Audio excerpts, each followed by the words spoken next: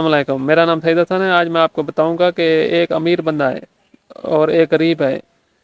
امیر اس sense پہ کہ وہ مڈل کلاس ہے، اچھا خاصا کھاتا پیتا بندہ ہے، اور ایک غریب ہے جو بالکل اس کے بعد کھانے کے پینے کے بھی پورے ضرورت پوری نہیں ہوتی۔ تو بتائیں کہ اس میں سب سے زیادہ محنت کس کو کرنی پڑے گی اگر وہ بلینئر بننا چاہیں تو؟ اب اس کا آپ نے جواب دینا ہے۔ میں آج آپ کو بتاؤں گا کہ کون زیادہ محنت کرے گا، کس کو مینٹلی زیادہ ورک کرنا پڑے گا بلینر بننے کے لیے، جو مڈل کلاس ہے اس کو یا جو غریب ہے اس کو؟ میری رائے میں مڈل کلاس کو زیادہ کام کرنا پڑے گا اور غریب کو کم کام کرنا پڑے گا مینٹلی۔